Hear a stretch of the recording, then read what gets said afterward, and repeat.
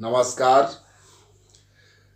Friends, last time we have discussed about the characteristics of living organisms. त्रै characteristics पिछले videos किते हैं. पहला है सेल ऑर्गेनाइजेशन, दूआ है मेटाबॉलिक रिएक्शंस, तेजा से किता है न्यूट्रिशन. अज अस त्रै होर करैक्टरिस्टिक्स लिविंग बीइंग्स दे दिक्खने ऐसियां विशेषतां जिहड़ियां लिविंग बीइंग्स विच होंदियां जां इ'यां तुस आखी सकदे कि अगर कुसै चीज़ा विच एह् विशेषतां होन तां अस उसी लिविंग ऑर्गेनिज्म आखी सकने, जिंदा जीव आखी सकने. तो चौथा करैक्टरिस्टिक जिहड़ा है वो है रेस्पायरेशन, यानी कि साह लैना. जियां अस ऑक्सीजन अंदर लैने ते कार्बन डाइऑक्साइड अस बाहर छोड़ने. तो डियर फ्रेंड्स, ब्रीदिंग ते रेस्पिरेशन च फर्क है. सिर्फ साह लैना साह छोड़ना ये हुई ब्रीदिंग, वो फेफड़े तक गए. ਉਹਦਾ ਅੱਗੇ ਵੀ ਸਾਰੇ ਆਰਗਨਸ ਤੱਕ ਆਕਸੀਜਨ ਪੁੱਜਦੀ, ਉਹ ਪੂਰੀ ਪ੍ਰੋਸੈਸ ਹੈ ਜਿਹੜੀ ਉसी रेस्पायरेशन आखदे. ये मैं पिछे चार्ट बनाइए रखा. सारा कोला पहले नोज बिच अस एयर अंदर लेने, जेह्ड़ा नोज बिच अस अंदर हवा लैने तो सारियां गैसां ओह्दे च शामल होंदियां, खाली आक्सीजन गै नहीं होंदी. फिर फेफड़े साढ़े जेह्ड़े ओह् उस एयर बिचा ऑक्सीजन सक कर लेंदे, बाकी उत्थे गै रौंह्दी. फिर ऑक्सीजन जिहड़ी है वो ब्लड च मिली दी, ब्लड उसी ऑर्गनस च लेईदा. ऑर्गनस बिच भी जेह्ड़े टिश्यूज होंदे ओह्दे च जंदी उठी. टिश्यूज बिचा ओह् जेह्की सारे कोला निक्की इकाई है साढ़ी बॉडी दी सैल्स, उं'दे तक ऑक्सीजन जंदी. उत्थे तक ऑक्सीजन नहीं पुज्जे अगर तो फिर साढ़ा जिंदा रौह्ना जिहड़ा है वो असंभव है. सैल्स बिच वो ऑक्सीजन कंज्यूम होंदी ते ओह्दे बिच्चा जेह्ड़ी ऑक्सीजन होंदी, जेह्ड़ी प्राण ऊर्जा होंदी, ओह् एह् सैल कंज्यूम कर लैंदे. ते जेल्लै एह्दी कंजप्शन होई दी तो कार्बन क्रिएट होंदा और उसी अस आखने फिर कार्बन डाइऑक्साइड. मतलब जिल्लै सैल्स ऑक्सीजन की कंज्यूम कर लेंदे, पिच्छे जेह्ड़ा वेस्ट मटीरियल बचदा ओह्दा ओह् है कार्बन डाइऑक्साइड. कार्बन डाइऑक्साइड जिहड़ी है वो फिर वापस बाहर कड्ढनी होंदी, क्योंकि वो अंदर रेही गया अगर तां भी अस जिंदा नहीं रही सकते. तो फिर वो कार्बन डाइऑक्साइड वापस टिश्यूज बिच जंदी, टिश्यूज बिच्चा फिर ऑर्गनस जंदी, ऑर्गन बिच्चा कार्बन डाइऑक्साइड फिर ब्लड जंदी, ब्लड उसी फिर लंग्स तक लेइयै आउंदा, लंग्स उसी बाहर कड्ढो ते नक्कै रस्ते वो कार्बन डाइऑक्साइड के रूप च बाहर जंदी उठी. तो ये रेस्पायरेशन सिस्टम है. तो पंजवीं विशेषता है कुसै भी जिंदे जीव की एक्सक्रीशन. एक्सक्रीशन का मतलब होंदा जिहड़ी अनपची रुट्टी है जां जिहड़ा वेस्ट मटीरियल साढ़े अंदर है जां कोई टॉक्सिक जहरीले पदार्थ जिहड़े अंदर हैं उन्हें बाहर कड्ढना. Excretion is the process of expelling unwanted, undigested, toxic and waste matter from the body. और छेवां करैक्टरिस्टिक लिविंग ऑर्गेनिजम्स दा मोशन एंड लोकोमोशन. मोशन होंदा अपनी जगह पर गै हलना झुलना, जियां बूटे करदे.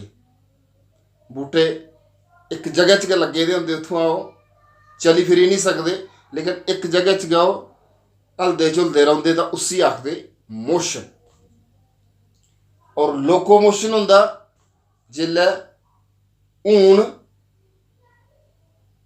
थोड़ी गौ गै घर रक्खी होग तां हून इक्कियै ढंगरी ते घड़िया खड़ियै कनकै खुंबै ते फ्ही घड़िया खड़िया परूली बी चरुदी. केईं बारी बड़ा सोहने कारने होए दे होंदे ते उंदा भी फक्का नहीं छुड़दी. तो उत्थों जिसलै उत्थें उठी आई उसी आखदे लोकोमोशन। तो 7वां करैक्टरिस्टिक है रिस्पोंसिवनेस एंड अडॉप्टेशन। दोस्तों तुसें पता है कि वातावरण साढ़ा हर वक्त चेंज होंदा रौंह्दा, कदें गर्मी आई दी, कदें सर्दी आई दी, कदें बरखा आई दी। तो बरखा लग्गे अस छतरी लेइयै चली पौने, गर्मी आवे अस पक्खे कूलर एसी लाई लैने, सर्दी आवे तो फिर इनर स्वैटर जैकटां ब्लोअर हीटर। जानवर भी रिस्पॉन्स करते मौसम की। पक्खरू तुसें दिक्खेआ होना, कई पक्खरू ऐसे न जिसलै गर्मी आती तो उड्डरियै सर्द इलाके च जंदे उठी, सर्दियों च वापस आई जंदे। तो मौसम दे स्हाबै कन्नै जां वातावरण में जिसलै कोई चेंज आती उठी उस स्हाबै कन्नै जींदे जीव रिस्पॉन्ड करते। अडाप्टेशन ये है जियां बूटे न, हुण गर्मी होंदी तो बूटे बेचारे कुदै जाई ते नहीं सकते, सर्दियों च भी उंदे कोल ना स्वैटर होंदे ना जैकटां होंदियां, वो अपने आप गी एडजस्ट कर लेंदे। जैसा माहौल होग उहदे च ढली दे उस सांचे च। और आदमी भी ढली दे, उस हिसाबा ने ढली दे, उ'आं ढलना गै सारा है कि जिस हिसाब का वातावरण होऐ आस्ता आस्ता एडजस्ट होई दे। उ'आं साढ़े लोग कई तुस दिक्खो इत्थुआं कम्म करने जंदे दिल्ली बैंगलोर जेह्ड़े बड़े गर्म इलाके न, 4-5 साल पहले उन्हें बड़ा दुख लगता, पर आस्ता आस्ता जिसलै उत्थे रही उनकी बॉडी एडजस्ट करना सिक्खू दी, फिर बल्लें बल्लें आराम कन्नै उसी गर्मियां झल्ली लैंदे।